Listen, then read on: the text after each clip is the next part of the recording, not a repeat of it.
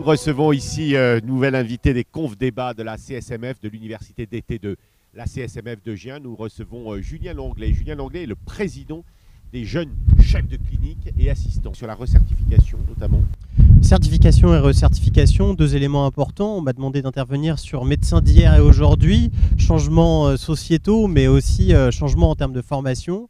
Jean de Kervadoué l'a dit assez bien, on est dans un système qui devient mondialisé et le marché médical, le marché des médecins et de l'offre de soins est en train de se mondialiser également. Oui, mais est-ce que les médecins en ont finalement conscience? Parce que dans une certaine mesure, quand l'on est sur le terrain avec un travail difficile, laborieux. La réalité, c'est que le diplôme dont on dispose actuellement pour exercer la médecine est mis en concurrence directement avec les diplômes étrangers à l'intérieur de l'Union européenne et par le biais de la validation des acquis professionnels par des diplômes extra-européens, qu'ils représentent une proportion non négligeable des nouveaux inscrits à l'ordre des médecins et que ces diplômes ne sanctionnent plus une compétence telle qu'on la connaissait jusqu'à maintenant et qu'il va falloir, pour faire le tri entre ces différents praticiens et faire en sorte que la formation française reste une formation d'excellence, qu'on puisse apporter notre pierre, notre plus-value.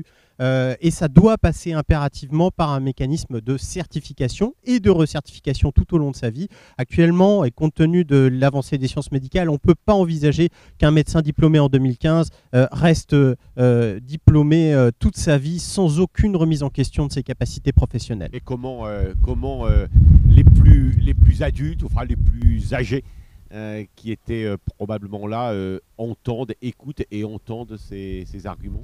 Je crois qu'ils comprennent très bien qu'on est face à une concurrence frontale et que pour pérenniser l'exercice professionnel de leurs jeunes confrères, ça va faire partie des objectifs indispensables. Alors après, on peut tout à fait imaginer un système un peu intelligent où seuls les nouveaux inscrits à l'ordre des médecins seraient amenés à avoir un processus contraignant. Mais ce processus nous permettrait de nous démarquer face à ces différents médecins sans évidemment handicaper ceux qui sont déjà en exercice depuis 30 ans.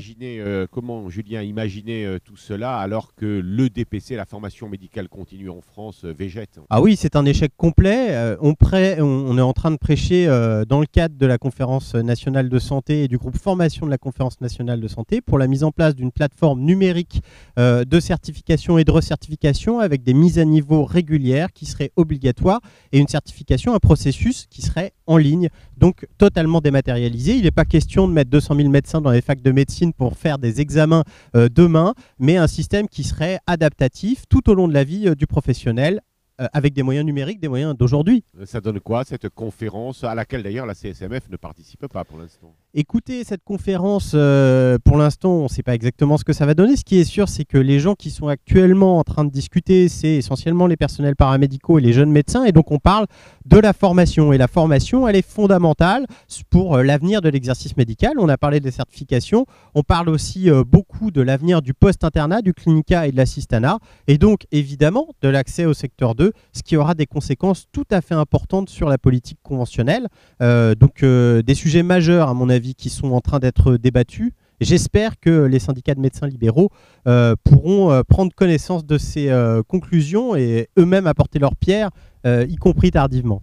Julien, vous avez également dans votre atelier dit qu'une carrière réussie était une carrière plurielle, c'est-à-dire qu'en réalité, on entrait dans la profession médicale, mais que l'on serait amené à faire d'autres métiers, enfin peut-être sans doute dans la médecine, mais en tout cas des formes d'exercice extrêmement différentes.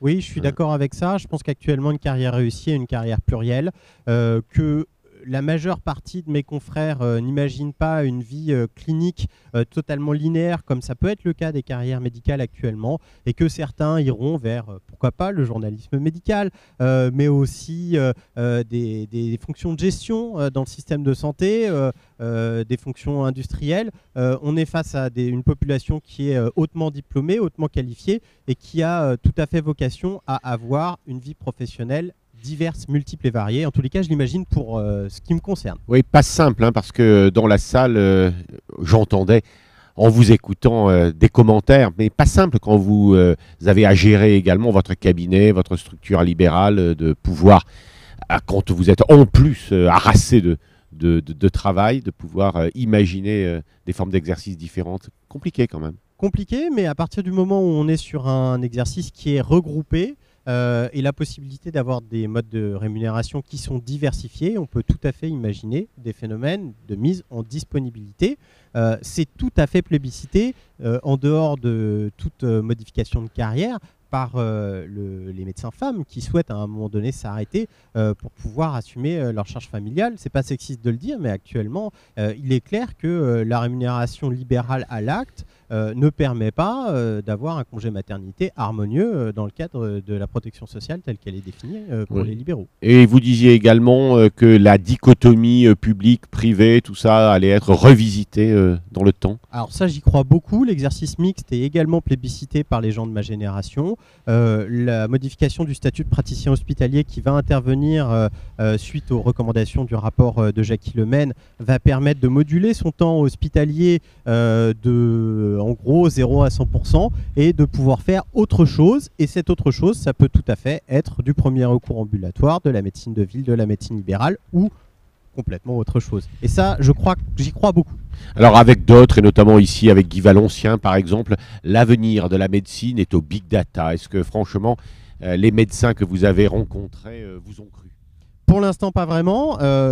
Il faut savoir qu'en cancérologie, la génomique, c'est notre quotidien. Hein. On va rechercher les mutations dans les tumeurs et aller mettre les médicaments inhibiteurs de ces mutations sur une base quotidienne, que maintenant ça fait partie des bonnes pratiques et que j'imagine assez mal la médecine générale dans 10 ans sans puces ADN qui permettront de faire de la prévention de bonne qualité sur les profils lipidiques des patients, sur la possibilité ou pas d'être hypertendu. Je crois que ça fait partie de la médecine de demain, qu'elle va s'intégrer avec les objets connectés, que c'est une réalité clinique aujourd'hui. Vous avez vu cette histoire là en Angleterre, une clinique qui a dû d'ailleurs s'excuser, enfin au moins ils se sont excusés, mais enfin absolument dramatique. C'est-à-dire que toutes les données de leurs patients atteints de HIV qui a été mis sur la place publique, ça a une réaction ça? Ah oui, c'est tout à fait catastrophique. Il faut parallèlement à ces nouveaux modèles de big data créer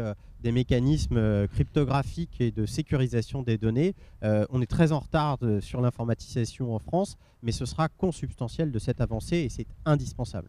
Merci Julien. Merci Pascal.